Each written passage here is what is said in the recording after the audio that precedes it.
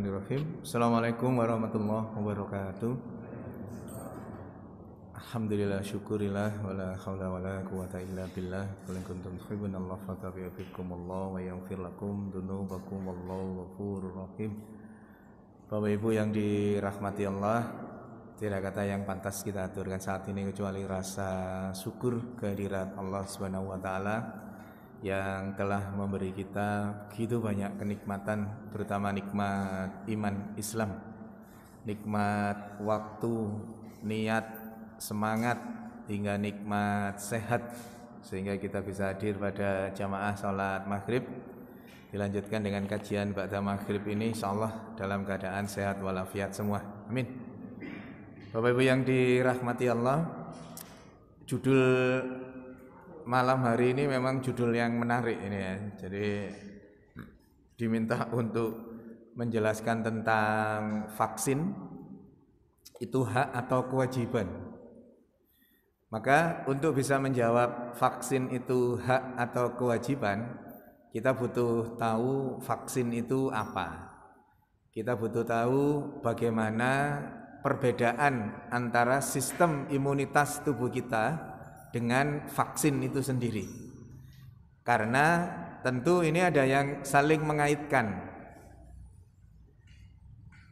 Apa yang ada di dalam tubuh kita itu sudah tersettingkan sedemikian rupa, saling bekerja sama, saling bersinergi, sehingga mampu memunculkan sistem imunitas tubuh. Iya, memang benar tubuh kita itu nggak perlu vaksin pun tubuh kita sudah punya sistem imunitas. Ini menjawab pertanyaan, doang tubuh sudah punya imunitas kok masih divaksin saja, ya. Iya, tubuh kita memang sudah Allah ciptakan punya sistem imunitas. Nanti kalau panjenengan mau lebih detail lagi, sistem imunitas tubuh kita itu ada sistem imunitas seluler, ada sistem imunitas humoral dan seterusnya macam-macam itu. Yang pernah saya sampaikan bahwa untuk meningkatkan sistem imunitas pada pandemi terdahulu itu kan ada dua jalan itu kan, medis teologis. Yang teologis itu dengan banyak berzikir, banyak istighfar, banyak bersedekah, itu kan sudah pernah kami sampaikan. Itu sistem imunitas yang tercipta dari dalam tubuh kita yang peruntukannya untuk segala mikroorganisme yang menginfeksi tubuh manusia. Mikroorganisme yang menginfeksi tubuh manusia itu apa saja? Ada virus, ada kuman, bakteri, parasit, protozoa, jamur, dan seterusnya itu. Itu menginfeksi tubuh manusia yang akhirnya menyebabkan penyakit. Penyakitnya digolongkan secara khusus menjadi penyakit infeksi. Nah, imunitas tubuh kita yang terbentuk secara alami dan saling terkait antara organ satu dengan organ yang lain, enzim satu dengan enzim yang lain, unsur satu dengan unsur yang lain. Rabbana ma khalaqta hadza batila. Maka Allah menciptakan masing-masing unsur, masing-masing organ, masing-masing zat itu terkoordinasikan dengan baik sehingga menjadi satu kekuatan imunitas tubuh kita secara umum, secara general, secara global. Jadi tubuh kita ini tanpa vaksin pun itu sudah punya sistem imunitas, sudah punya sistem kekebalan tubuh, sudah punya sistem keamanan tubuh. Jadi sudah punya tentara, gampangannya gitu. Nah, tentara itu ada angkatan darat, angkatan laut, angkatan udara, bahkan Polri, itu semua punya kita. Tubuh kita punya. Ini untuk membedakan nanti yang vaksin itu yang kayak apa. Karena tubuh kita punya sistem imunitas secara umum itu tadi, semua mikroorganisme yang menginfeksi tubuh kita, apabila kekuatan imunitas tubuh kita baik, mampu menangani mikroorganisme tadi, selesai, tidak ada penyakit kita. Nggak ada keluhan, tidak ada penyakit.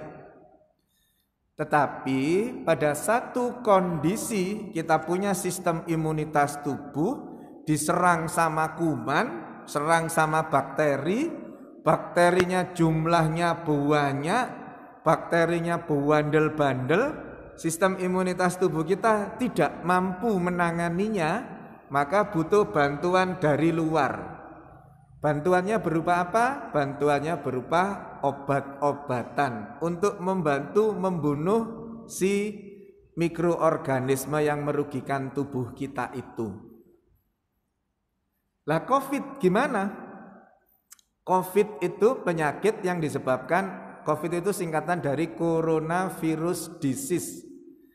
Gangguan yang disebabkan karena virus yang termasuk golongan corona. Jadi singkatan ya, COVID itu coronavirus disease 1919 karena diketemukan pertama kali di akhir tahun 2019. Maka namanya COVID-19. Apa COVID-19 itu? COVID-19 itu penyakit yang disebabkan karena virus corona. Penyakit yang disebabkan karena virus corona itu dan virus-virus yang lain itu dalam terminologi kedokteran disebut penyakit self-limiting disease. Self itu diri sendiri, limit itu ya tidak terbatas, terbatas itu, disease itu gangguannya. Maka penyakit yang dikarenakan oleh virus termasuk COVID itu adalah penyakit yang self-limiting disease, yaitu penyakit yang bisa disembuhkan oleh diri kita sendiri asalkan imunitas tubuh kita baik. Itu dulu dipahami ya. Jadi kalau imunitas tubuh kita baik, kita akan bisa menghandle virus corona itu. Maka di pertemuan kita sebelumnya saya menyampaikan tentang bagaimana meningkatkan sistem imunitas melalui medis, melalui teologis itu. Itu meningkatkan imunitas yang secara umum. Jadi virus ini, corona ini secara normatif kalau tubuh kita itu imunitasnya bagus, virus ini akan dibunuh oleh tubuh kita. Virus ini akan kalah oleh diri kita. Maka kalau panjenengan memahami ada golongan orang yang terpapar virus ini yang OTG. Apa OTG itu? Orang tanpa gejala. Kok bisa tanpa gejala? Padahal terpapar COVID ya, terpapar corona, terkena penyakit COVID, tapi OTG tanpa gejala. Kenapa? Karena imunitas tubuhnya mampu mengalahkan virus yang masuk. Apakah semua orang punya imunitas tubuh secara umum tadi baik? Belum tentu. Kenyataannya ada orang yang terpapar yang langsung timbul keluhan. Bahkan ada yang terpapar langsung keluhannya sesak. Bahkan ada yang terpapar langsung berat, langsung meninggal. Kita sudah sangat banyak mendengar di seputaran kita, bahkan saudara-saudara kita, famili kita, itu yang baru pagi ketemu sholat subuh berjamaah, tahu-tahu jam 9, jam 10 ada kabar innalillahi wa inna ilaihi rajiun, telah meninggal saudara kita si X bla bla bla bla. Tidak ada penyebabnya apa-apa, tahu-tahu sesek, saturasinya turun. Yang paling sering itu saturasinya tahu-tahu 78, tahu-tahu 60, yang akhirnya kemudian menimbulkan kematian itu. Itu menunjukkan sistem imunitas tubuh kita itu sangat variatif, bervariasi dari panjenengan yang kuat sampai yang kemudian tidak punya imunitas baik. Yang sehat-sehat saja, masih muda, tidak ada penyakit apapun, imunitasnya tinggi, terpapar virus OTG saja, tidak ada keluhan apapun, tapi hasilnya positif. Di rapid antigen positif, di swab PCR positif, tetapi nggak ada keluhan dia, nyantai-nyantai saja. Kenapa? Karena imunitas tubuhnya baik, imunitas tubuhnya kuat, mampu mengalahkan virusnya ini tadi. Apakah terus kemudian semua orang punya kekuatan yang sama? Ternyata tidak. Kenapa kok tidak? Karena ada orang-orang tertentu yang punya penyakit-penyakit tertentu yang akhirnya menyebabkan imunitas tubuhnya itu tidak sebaik orang yang OTG ini. Maka kemudian muncul pada saat dia terpapar, semula tidak merasakan apa-apa. Tapi hari kedua virusnya sudah berkembang biak di dalam tubuhnya, mulai muncul. Badannya panas, tidak enak badan kayak digebui itu, kemudian anosmia, nggak bisa membau, nggak bisa mencium, mulai muncul sesak dan seterusnya. Artinya apa? Artinya imunitas tubuhnya kalah dengan virusnya ini. Loh, kenapa kok kalah? Karena dia punya penyakit-penyakit lain sebelumnya, atau yang disebut dengan komorbid. Penyakit komorbid apa yang biasanya mampu menyebabkan seseorang itu kalau terpapar imunitasnya nggak bisa baik? Misalkan yang sudah melalui beberapa kali penelitian adalah yang diabetes, kencing manis. Orang kalau kencing manis terus gemuk, obesitas, orang kencing manis, gemuk, terpapar COVID, itu resikonya tinggi. Jarang orang yang gemuk dan diabetes itu terpapar COVID terus OTG, itu jarang. Saya kok belum pernah ketemu ya orang yang diabetes terus kemudian gemuk, terpapar positif dan OTG. Saya belum pernah ketemu.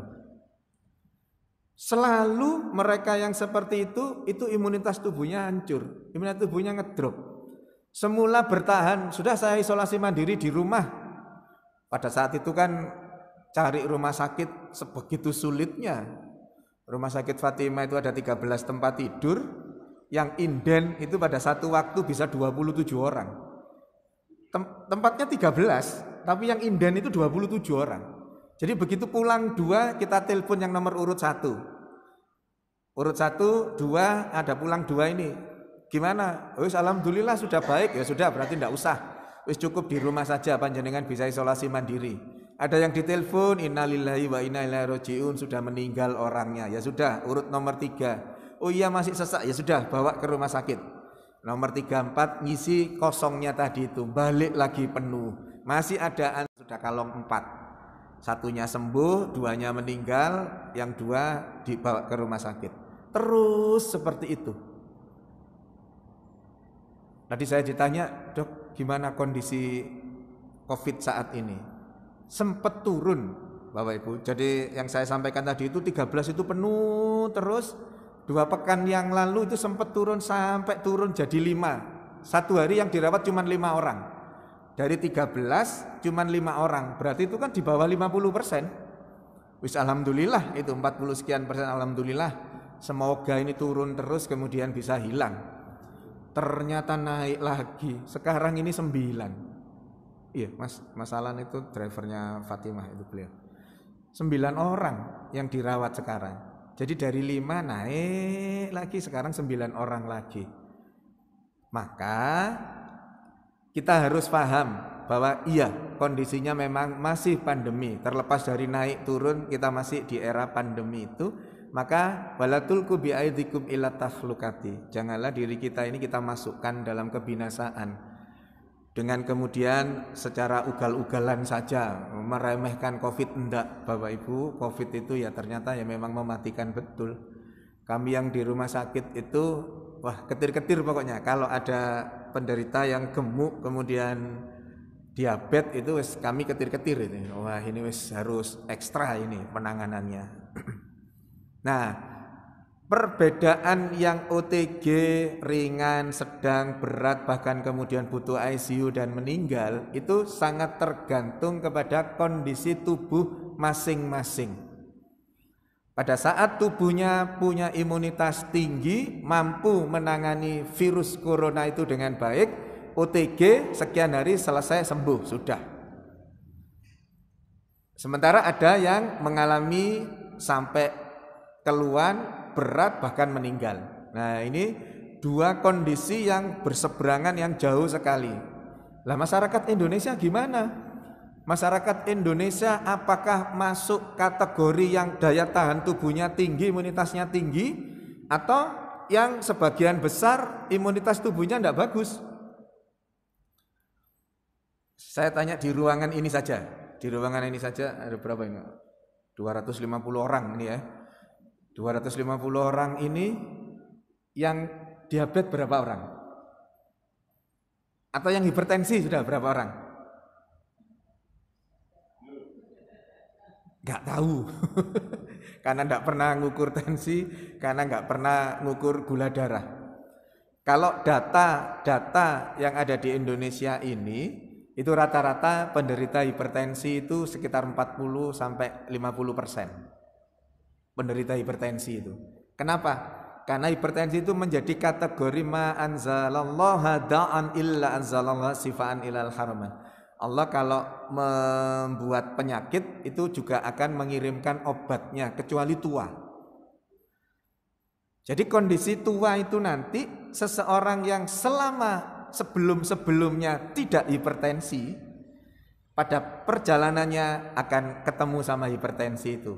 Kenapa? Karena memang hipertensi terjadi karena salah satunya karena penurunan fungsi dari pembuluh darah terkait dengan elastisitasnya. Jadi Bapak Ibu, orang hipertensi itu bukan karena banyak makan garam. Iki seneng asin, iki hipertensi, iki bludrek iki. Enggak. Hipertensi itu bukan karena terlalu banyak konsumsi garam, tetapi orang yang sudah kadung hipertensi memang tidak boleh makan garam terlalu banyak. Kenapa? Garam itu kandungannya apa? Ada yang tahu? Garam itu unsur kimianya apa? Na sama Cl, natrium klorida. Natrium itu kalau dalam bahasa medis sama dengan sodium. Jadi natrium itu sama dengan sodium. Nah, di dalam jantung kita, dalam tubuh kita ini ada yang disebut dengan sodium pump. Pompa khusus untuk sodium. Orang yang sudah hipertensi itu gangguan di pompa sodium ini. Sudah berat kerjanya. Jadi pompa sodiumnya ini sudah berat kerjanya. Maka jangan ditambahi dengan sodium dari luar melalui makanan yang mengandung garam itu. Maka orang kalau sudah kadung hipertensi, konsumsi garam banyak itu dalam artian satu hari lebih dari 1,8 gram. Jangan ukur sendiri 1,8 gram itu sak cuplit gitu. Prinsipnya harus tidak boleh asin sudah. Karena pada saat asin muncul NaCl atau sodium klorida tadi itu nyampe ke jantung, nyampe ke sodium pump tadi itu tambah berat bebannya sodium pump itu, maka tensinya akan semakin naik. Tetapi hipertensi itu bukan karena garam. Orang yang hipertensi harus jaga konsumsi garam. Sekali lagi, hipertensi bukan disebabkan garam. Apa penyebab hipertensi?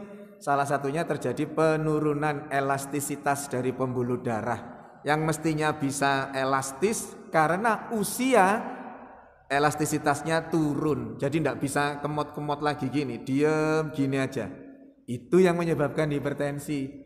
Elastisitas ini terjadi seiring dengan usia kita. Semakin kita memasuki usia-usia tertentu, semakin elastisitas pembuluh darah kita menurun, tensi kita akan semakin meningkat. Itu yang menyebabkan hipertensi. Hipertensi menjadi salah satu bagian dari komorbid kalau seseorang terpapar COVID-19 itu. Ya, urut-urutannya seperti itu. Maka bisa diduga 40-50% penduduk Indonesia ini kalau hanya mengandalkan imunitas tubuhnya itu nggak mampu menangani virus corona ini. Tidak usah Indonesia terlalu luas. Dalam skup jamaah saja. Dalam skup jamaah Al-Mahdi ini saja. Kalau ada yang sempat terpapar COVID, berapa yang OTG, berapa yang ringan, berapa yang sedang. Nanti ketemu data itu. Saya cukup yakin ada cukup banyak yang antara ringan sampai sedang. Bukan OTG. Artinya imunitas tubuhnya masih mampu tapi tidak betul-betul mampu menangani sampai virusnya mati, enggak. Buktinya masih ada keluhan ringan sampai sedang itu. Mestinya kalau mampu OTG dia. Nah, imunitas tubuh kita itu memang sudah Allah settingkan ada di dalam tubuh kita untuk menghandle yang seperti itu tadi. Kalau kita mampu menang, ya sudah, kita akan mengalami OTG, tidak ada keluhan apapun, menang kita melawan virusnya itu. Nah, di mana peran vaksin itu? Vaksin itu adalah salah satu cara untuk meningkatkan sistem imunitas tubuh kita yang spesifik pada penyakit tertentu. Tadi itu imunitas tubuh kita yang sudah Allah ciptakan, Allah titipkan dalam tubuh kita ini, itu kan imunitas secara general, secara umum. Nah, vaksin itu khusus untuk penyakit tertentu. Kalau di era pandemi COVID-19 ini, vaksin itu diperuntukkan untuk virus corona. Jadi imunitas tubuh yang dimunculkan oleh tubuh kita melalui rangsangan dari luar berupa vaksin. Jadi imunitas tubuh kita itu terbentuk dari dua jalan, dari aktif dan pasif. Aktif itu berasal dari kalau dia pernah terpapar.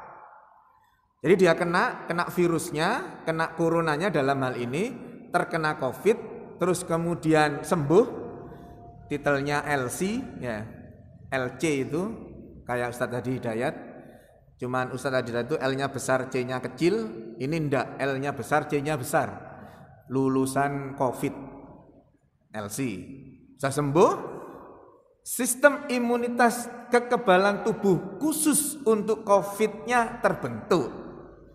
Jadi melalui dua jalan itu, yang aktif melalui dia terpapar kemudian terbentuk sistem imunitas untuk COVID, atau cara kedua dengan cara pasif. Pasif itu diapakan? Didatangkan dari luar. Kalau tadi aktif itu muncul dari dalam dirinya karena terpapar oleh virus COVID, maka dia punya kekebalan khusus untuk COVID karena terpapar. Yang kedua, tidak terpapar, tapi dilatih melalui vaksin ini. Itu disebut dengan cara memunculkan kekebalan tubuh yang pasif karena diambil dari luar. Maka dimasukkanlah vaksin itu. Vaksin itu untuk COVID ini jenisnya vaksin yang inactivated. Virusnya melalui beberapa proses dilemahkan sampai mati, dimatikan, dilemahkan, kemudian dimasukkan ke dalam tubuh manusia berupa vaksin itu. Apa yang terjadi di dalam tubuh manusia? Saya tanya panjenengan. Kalau virusnya sudah dimatikan, kira-kira bisa menimbulkan penyakit enggak? Virusnya sudah mati nih. Jadi bentukan virusnya itu kayak rambutan itu kan, virus corona itu. Ya situ dimatikan, dimasukkan ke dalam tubuh kita, terus kemudian ditunggu reaksinya tubuh. Karena sudah dilemahkan atau dimatikan itu, maka dia tidak kemudian menimbulkan penyakit COVID. Tetapi dia mampu membuat sistem imunitas tubuh kita yang umum tadi menjadi punya spesifikasi untuk COVID-nya itu. Kok bisa? Karena tubuh kita punya sel memori. Jadi saat terkena rambutan itu tadi, terkena COVID tadi, tubuh menghafalkan. Oh, virus ini bentuknya bulat, ada bulu-bulunya. Biasanya kalau gerak itu jalan lurus, terus belok kanan, terus belok kiri, terus putar balik lagi. Ya, gaya-gayanya si virus ini itu bisa diketahui melalui sel memori tubuh kita itu. Jadi pada saat dimasukkan virusnya itu, tubuh membentuk sistem imunitas khusus untuk si virus ini tadi, dalam hal ini corona, diingat-ingat betul, oh ini gini ternyata, oh pergerakannya gini, oh anunya gini, bentuknya seperti ini, tubuh mengingat-ingat. Maka terus kemudian muncul sistem imunitas spesifik untuk si virus ini. Apa yang terjadi di dalam tubuh kita? Hari pertama, kedua, ketiga masih belum terbentuk secara sempurna kekhususannya ini, baru nanti hari ke-14, ke-7 sampai 14 mulai terbentuk. Tetapi dari penelitian yang ada, setelah hari ke-14 itu mulai turun dia. Spesifikasi untuk coronanya turun. Pada saat turun inilah kemudian disuntik vaksin lagi yang kedua, harap bisa meningkat tinggi lagi, berhenti tinggi terus sudah. Itu yang disebut dengan booster, harus suntik yang kedua. Maka Bapak Ibu yang dirahmati Allah, imunitas tubuh kita memang sudah ada, iya. Tetapi vaksin itu spesifik untuk si virus corona saja.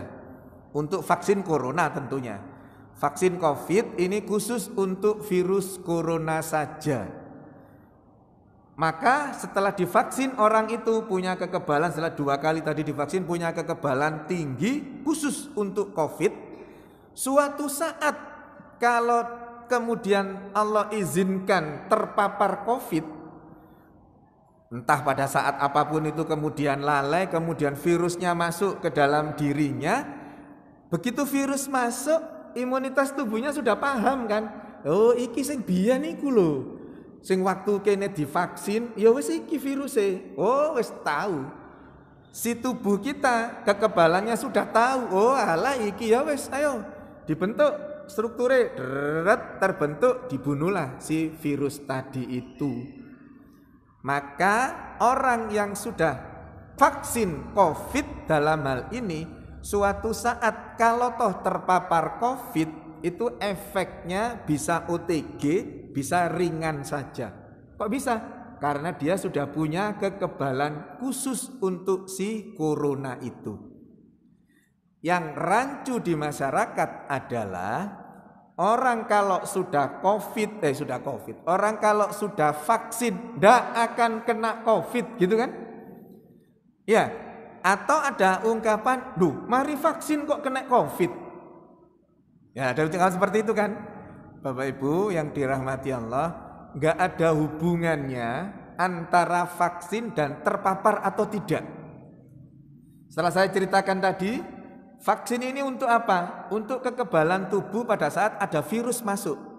Tetapi vaksin ini tidak bisa mencegah virusnya masuk. Yang bisa mencegah virusnya masuk ke dalam tubuh kita apa? Protokol kesehatan. Bisa dipahami ya?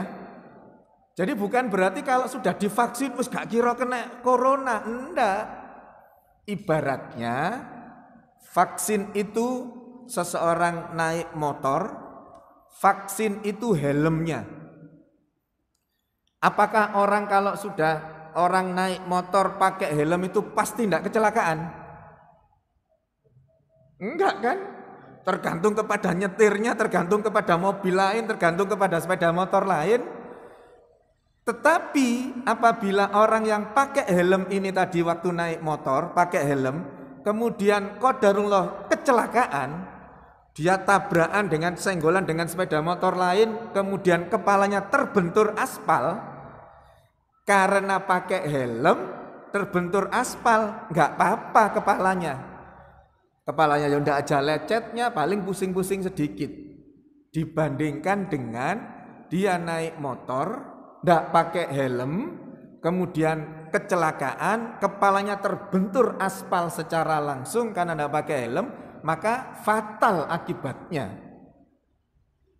Gambarannya seperti itu. Pada saat kita vaksin COVID itu kita pakai helm, naik motor, kita hidup sehari-hari. Kalau ada paparan COVID dari siapapun itu kok ternyata masuk ke dalam tubuh kita atau naik motor tadi kecelakaan, kita punya perlindungan, kita punya helm. Kepala kita kalau toh terbentur enggak sakit-sakit banget. Kalau sudah divaksin terpapar COVID, ya terpapar iya, tapi tidak sampai berat. Cukup OTG atau ringan saja. Dan itu yang terjadi. Loh dok, ada orang yang baru Senin divaksin, Selasanya kena COVID, mati Rabu. Rabunya mati. Panjenengan sesungguhnya sudah bisa menjawab itu. Kenapa? Divaksin hari Senin. Ya, proses terbentuknya kekebalan tubuh kita tadi berapa hari? Hari ke-7, hari ke-6, ke-7 baru terbentuk. Karena vaksin, kemudian merasa wis vaksin itu gak apa-apa, gak kira kena corona, ndak pakai masker, ndak cuci tangan, ndak menjaga jarak dan seterusnya, terpapar COVID hari Selasa. Vaksin belum bekerja secara sempurna, imunitas tubuhnya dia ndak punya karena punya komorbid misalkan. Selasa terpapar, Selasa langsung serangannya hebat karena yang jenis Delta ini hebat, strain Delta ini luar biasa. Maka terus kemudian terjadi sesuatu, efeknya jelek, hari Rabu Allah izinkan meninggal. Maka terus kemudian yang beredar, gara-gara vaksin, Senin, Rebu mati. Coba gak divaksin lah gak mati. Sing salah vaksine. Padahal prosesnya seperti itu. Jadi sedikit banyak panjenengan bisa paham dengan ini. Kembali ke judul. Jadi setelah paham itu ya, vaksin itu seperti itu gitu loh. Vaksin itu bukan kemudian setelah divaksin, sore bebas. Saya divaksin itu 3 kali sudah. Jadi Sinovac 1, Sinovac 2, yang ketiga mestinya Moderna, saya enggak. Jauh sebelum Moderna saya sudah vaksin Sinovac. Jadi ketiga saya sudah Sinovac. Jadi Sinovac 1, Sinovac 2, Moderna lagi rame-rame, nanti akan di Moderna nakes, saya sudah vaksin lagi yang ketiga Sinovac. Tentu dengan bekal keilmuan yang saya miliki dengan berbagai webinar, berbagai pertanyaan-tanya ke teman-teman yang peneliti yang lebih paham itu, dianjurkannya memang itu, Sinovac, Sinovac, Sinovac. Kemudian ada jadwal Moderna itu Kamis kemarin di Fatimah sama Sabtu tadi. Hari Rabu saya tes titer antibodi. Antibodi saya untuk virus corona ini berapa sih tingginya dengan Sinovac 3 kali tadi itu. Normalnya itu 10. Jadi normal seseorang itu punya antibodi pada corona ini 10. Gampangnya 10 lah. Nanti kalau 10 biji jenengan bayangkannya ada 1, 2, 3, 4, 10 gerendel gitu ya. Enggak. 10, batasnya itu 10 kuantitatifnya itu. Apabila orang kena kena corona, terpapar corona, kemudian dikatakan sembuh, beberapa hari kemudian dites titer antibodinya, ternyata naiknya hanya 15, ada yang 18, ada yang 20, itu aja. Maka dengan segala penelitian yang timbul itu, orang-orang yang sudah terpapar virus pun, sudah terpapar COVID, itu masih butuh vaksin karena kenaikannya hanya hitungan belasan itu tadi. Itu tidak mampu menghadapi virus. Maka nggak usah heran kalau panjenengan ada orang yang sudah kena COVID, sudah sembuh, beberapa bulan atau beberapa pekan lagi kena COVID lagi. Keluarnya sedang lagi, bahkan sampai berat. Karena itu, karena yang terbentuk masih sebatas puluhan. Saya sampaikan ini supaya menjadi pemahaman kita bersama bahwa setelah saya Sinovac, kemudian akan Moderna, karena pada saat kalau di bawah 250, saya akan vaksin lagi Moderna. Jadi saya vaksin 4 kali. Kalau di bawah 250. Ternyata hasil tesnya adalah imunitas saya khusus untuk vaksin, khusus untuk corona ini 383. Konfirmasi ke teman-teman semua, ke para peneliti, titer antibodi saya 383. Oh, wis gak usah vaksin. Tidak usah Moderna, sudah cukup Sinovac 1, 2, 3 itu selesai, sudah. Insya Allah dengan 383 ini nanti beberapa pekan lagi diukur akan lebih naik lagi. Nah, saya nanti akan berencana seperti itu. Nanti beberapa pekan lagi saya akan ukur lagi. Apakah turun atau naik? Teoritis naik. Itu menunjukkan bahwa vaksin yang disuntikkan itu mampu membentuk titer antibodi kita, sistem kekebalan tubuh kita khusus untuk COVID itu naik sampai sebegitunya itu. Jadi kalau 250 di bawah sebaiknya tetap vaksin. Saya 383, maka cukup vaksin 1, 2, 3 sudah cukup bagi saya untuk tidak perlu Moderna lagi. Tinggal nanti beberapa pekan lagi, 2 atau 3 pekan lagi saya ukur titer antibodinya. Kalau ternyata turun, ya saya mungkin akan ambil Moderna itu. Dengan segala pemahaman yang saya sampaikan tadi itu menjawab pertanyaan tadi. Vaksin itu hak atau kewajiban? Vaksin itu secara terminologi fikih, vaksin itu mubah. Jadi apapun bentuk muamalah itu hukum dasarnya mubah. Vaksin ini bagian dari muamalah itu. Maka hukumnya mubah. Jenengan vaksin ndak apa-apa, jenengan ndak vaksin ya ndak apa-apa.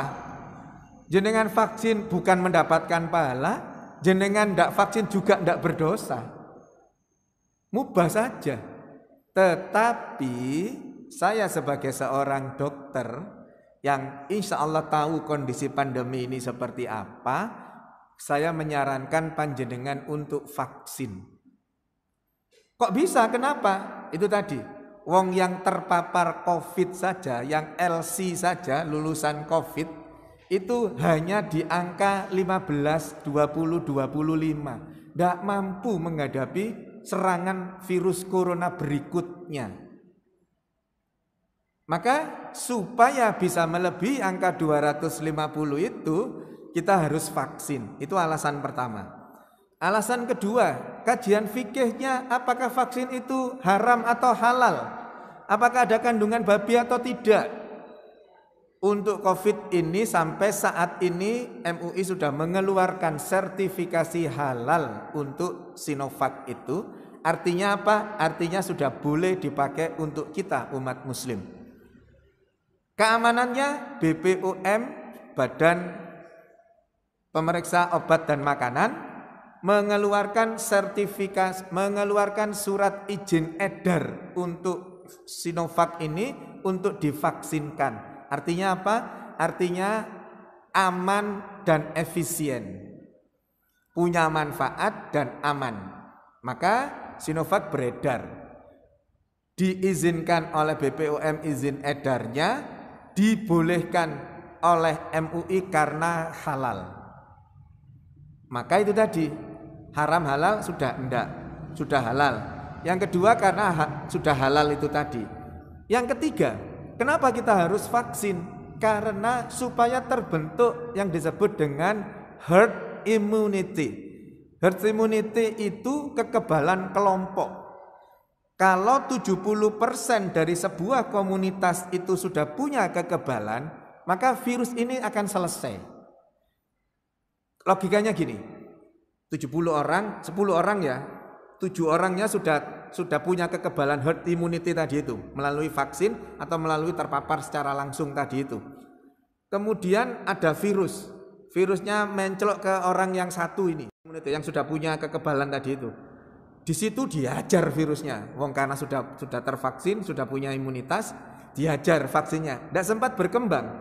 Ke orang lain sama, punya imunitas juga, tidak sempat berkembang, mati di sana, dibunuh di sana. Lama-kelamaan virus ini jumlahnya akan habis, tidak menular dari orang ke orang lagi. Penelitiannya, ahli epidemiologi mengatakan itu butuh 70% sebuah komunitas. Sudah gini aja dok, kita buat masjid ini saja, 70%-nya pokoknya tervaksin, 70%-nya ini enggak apa-apa, 30%-nya enggak vaksin enggak apa-apa. Akan terbentuk di sini. Asalkan panjenengan hidupnya di sini terus. Paham ya? Kalau jenengan hidupnya di sini terus, 70% punya kekebalan, selesai Covid di sini. Tetapi yang ada kan dilebarkan aja dok ke Kecamatan Wonoayu. Misalkan ya. Ya gak apa-apa, ayo lockdown Wonoayu tok. Lockdown Wonoayu saja, terus kemudian divaksin 70% penduduk Wonoayu. Dari Tulangan tidak boleh ke sini, dari Krian tidak boleh ke sini, khusus sini aja. Bisa, selesai. Covid di Wonoayu selesai. Skup lebih besar lagi, kota. Nah kita tahu kan sekarang ini borderless. Borderless itu sudah nggak ada batasan. Surabaya, Sidoarjo, Malang, Pasuruan, Riwariwi tidak ada batasan sudah. Maka dalam skup tanggung jawab sebuah negara yang bisa dilakukan adalah negara itu. Maka Indonesia butuh herd immunity 70%. Hak atau kewajiban, hak panjenengan untuk mau vaksin atau tidak. Tetapi sebagai seorang dokter, saya menyarankan untuk bervaksin. Dalam rangka apa? Dalam rangka ta'awun. Ta'awanu alal birri wat taqwa. Ini kita bekerja sama, bersinergi dalam kebaikan. Kebaikannya dalam bentuk apa? Supaya 70% itu tercapai. Maka terus kemudian herd immunity tercapai, insya Allah pandemi ini buyar sudah, berakhir pandemi ini.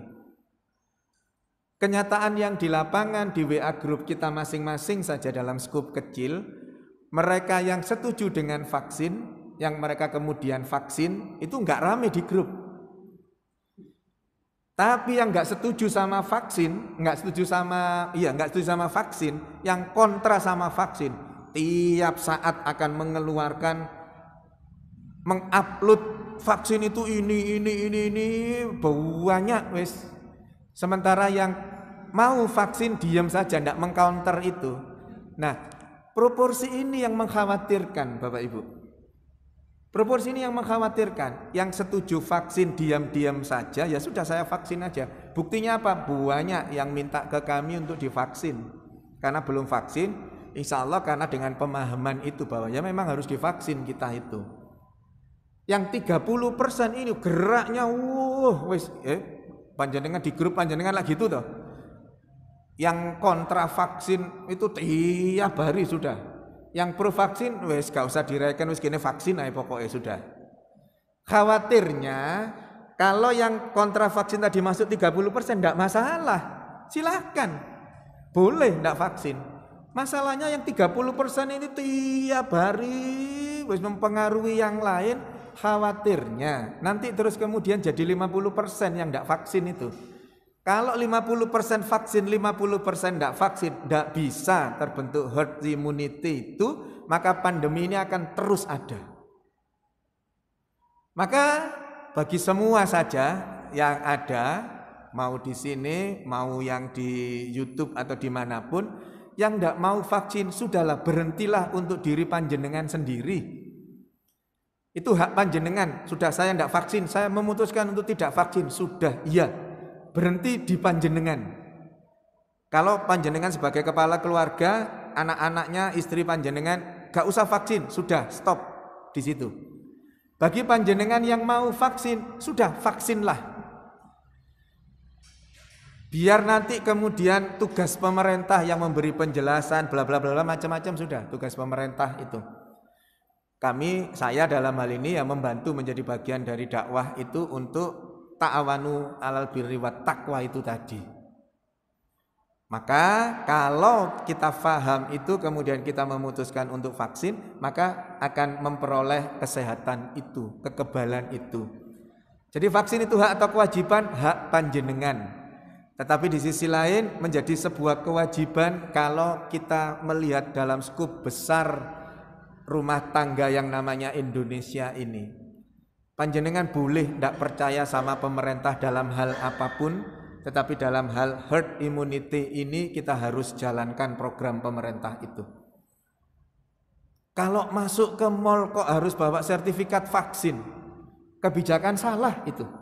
Kebijakan salah. Nggak ada hubungannya tertularnya seseorang dengan vaksin itu nggak ada hubungannya. Paham kan tadi ya? Nggak ada hubungannya. Kenapa kok harus dibuat seperti itu? Karena orang Indonesia itu ndablek-dablek. Disarankan untuk vaksin, diminta untuk vaksin secara baik-baik, ndak mau. Maka pemerintah mengambil langkah, ya wis nek kon gak gelem vaksin ya tak peksa. Undang-undangnya ndak ada, Bapak Ibu. Untuk melarang kemudian menghukum itu nggak ada. Undang-undangnya nggak ada. Karena yang dipakai bukan undang-undang kekarantinaan kesehatan. Kalau yang dipakai sejak awal Undang-Undang Nomor 6 Tahun 2018 tentang kekarantinaan kesehatan dilakukan lockdown, se-Indonesia lockdown, kemudian dilakukan langkah-langkah yang terdampak lockdown digaji, menjadi tanggung jawab pemerintah, selesai. Kalau selama masa lockdown itu ada yang mokong, disuruh pakai masker, tidak mau pakai masker, ditangkap, dipenjara, pidana. Karena menjalankan undang-undang kekarantinaan kesehatan. Di penjara. Karena melawan pemerintah dalam menerapkan undang-undang itu. Lah, undang-undangnya nggak dijalankan, kok nangkepi mereka yang nggak vaksin? Salah itu.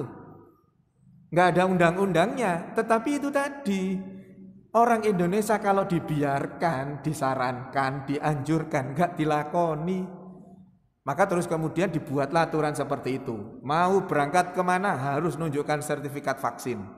Mau naik kereta nunjukkan sertifikat vaksin. Mau masuk ke mall nunjukkan sertifikat vaksin. Itu pola yang diterapkan karena sebagian besar dari kita masih belum mau menjalankan anjuran itu. Kok bisa seperti itu?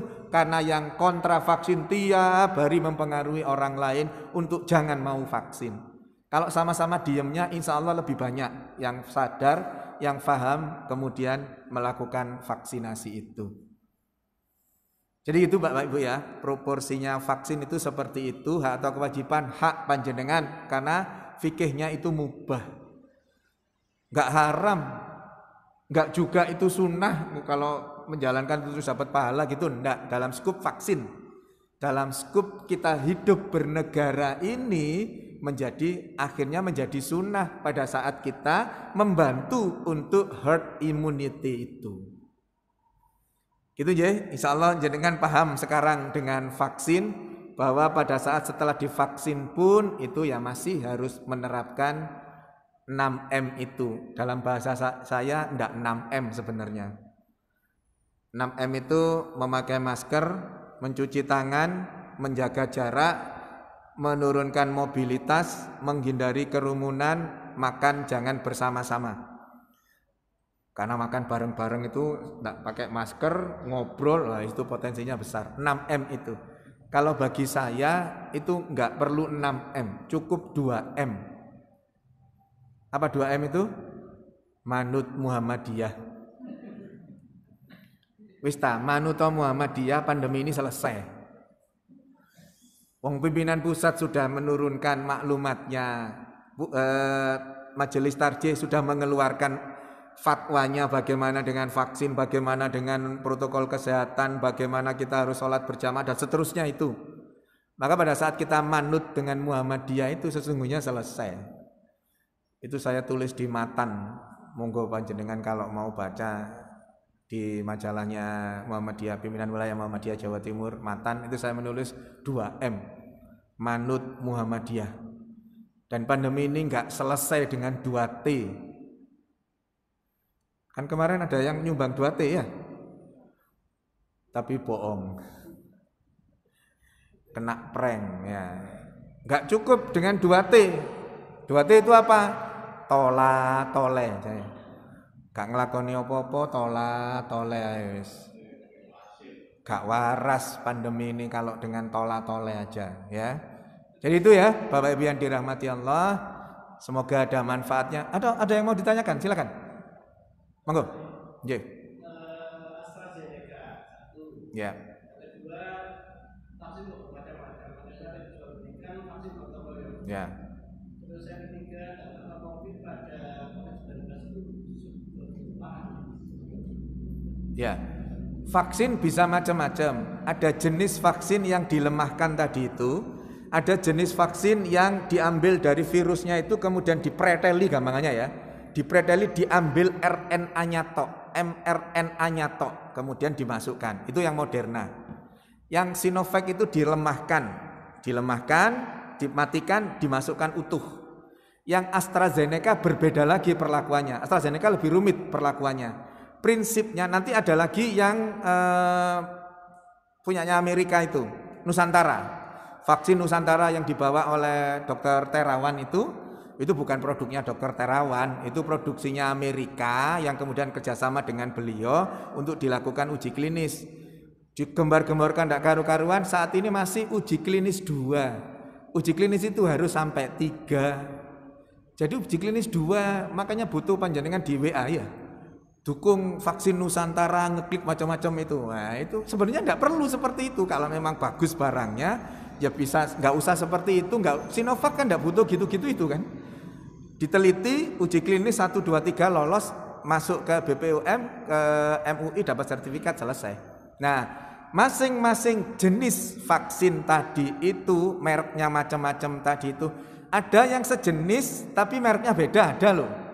Ada yang jenisnya lain, mereknya lain.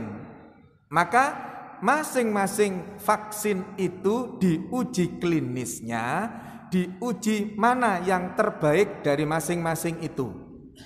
Sekarang ini masih proses itu semua. Sinovac yang 65% efikasinya, nanti AstraZeneca ada 70%, nanti Moderna ada 80%. Apakah itu menunjukkan pasti lebih baik? Enggak juga.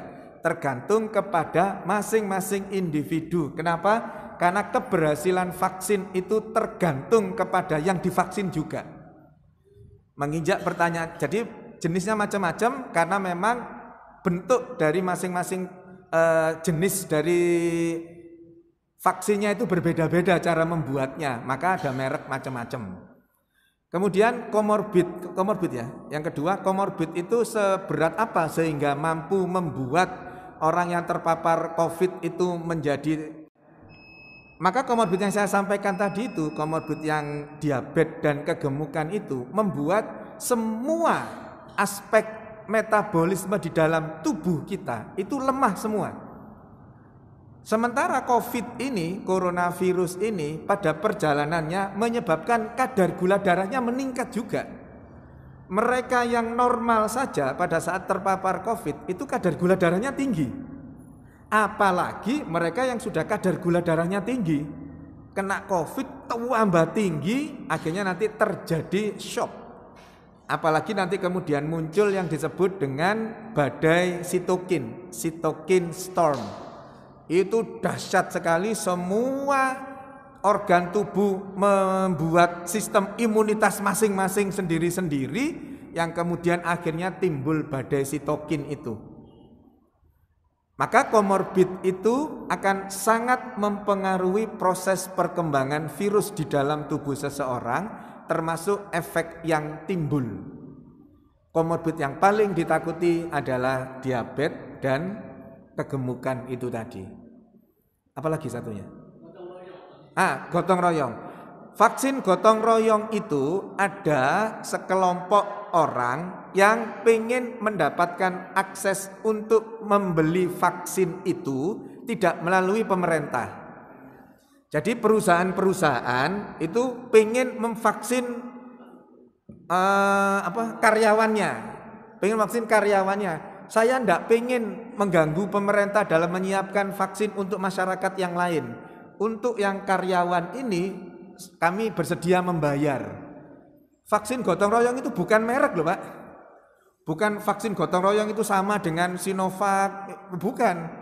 Vaksin gotong royong itu istilah untuk mereka yang mau divaksin tetapi membayar sendiri. Mereknya bisa macam-macam. Bisa saja vaksin gotong royong itu mereknya Sinovac, bisa. Vaksin gotong royong mereknya AstraZeneca, bisa. Tetapi pengadaannya adalah perusahaan itu. Fatimah sudah diberi semacam lisensi oleh Dinas Kesehatan untuk mengadakan vaksin gotong royong.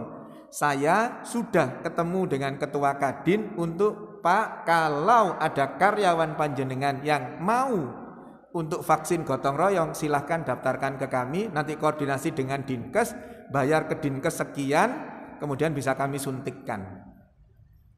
Vaksin merah putih itu yang asli untuk orang Indonesia, asli buatan Indonesia itu vaksin merah putih. Vaksin merek merah putih itu memang asli buatan Indonesia yang saat ini lagi dikerjakan oleh center-center pendidikan. UNER, ITB, UGM itu lagi menjalankan vaksin itu, meneliti vaksin itu. Kalau vaksin merah putih ini hadir, sudah izin edarnya BPOM keluar, sertifikasi halal dari MUI keluar, sebaiknya panjenengan vaksin merah putih ini. Karena virus yang diambil adalah virus lokal Indonesia. Itu lebih pas. Nah, vaksin merah putih ini yang harus kita dorong. Bukan vaksin dari luar negeri yang kemudian diakui sebagai orang Indonesia itu. Saya lebih paham dengan hal itu, maka vaksin merah putih ini loh yang harus kita dorong. Supaya memang betul-betul produksi anak negeri sesuai dengan kondisi real yang ada di Indonesia, insya Allah itu yang paling pas. Senyampang vaksin merah putih belum ada, bagian dari bentuk ikhtiar itu adalah vaksin yang sudah ada ini yang kita suntikan, kita vaksinkan itu. Bisa dipahami ya? Ya. Saya kira itu sudah jam 7 lebih. Semoga apa yang saya sampaikan bisa bermanfaat buat kita semua. Mohon maaf kalau ada sesuatu yang kurang berkenan. Mari kita tundukkan kepala sejenak, berharap kepada Allah apabila ada di antara kita atau keluarga kita yang sakit, segera disembuhkan oleh Allah dan pandemi ini bisa segera Allah akhirkan. Bismillahirrahmanirrahim. Allahumma rabbana siyasifil ba'sa isfi safila sifaan sifauka sifaan la yughadiru saqaman. Allahumma inni a'udzubika minal barasi wal jununi wal jusami wa min sa'il asqami. Allahumma arinal haqqa haqqa warzuqna ittiba'a wa arinal batila batila warzuqna ijtinabah. Bismillahirrahmanirrahim. Ma'asmi isa'un fil ard wa la fis sama'i wa huwa samiul alim.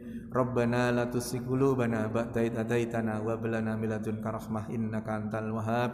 Rabbana hab lana min azwajina wa dhurriyyatina qurrata a'yun waj'alil muttaqina imama. Rabbana dhalamna anfusana wa illam taghfir lana wa tarhamna lanakunanna minal khasirin. Rabbana atina fid dunya hasanah wa fil akhirati hasanah wa qina adzabannar. Subhana rabbika rabbil izzati amma yasifun wa salamun alal mursalin walhamdulillahi rabbil alamin. Nasrun minallah fatun qarib wa basyiril mu'minin. Wassalamualaikum warahmatullahi wabarakatuh.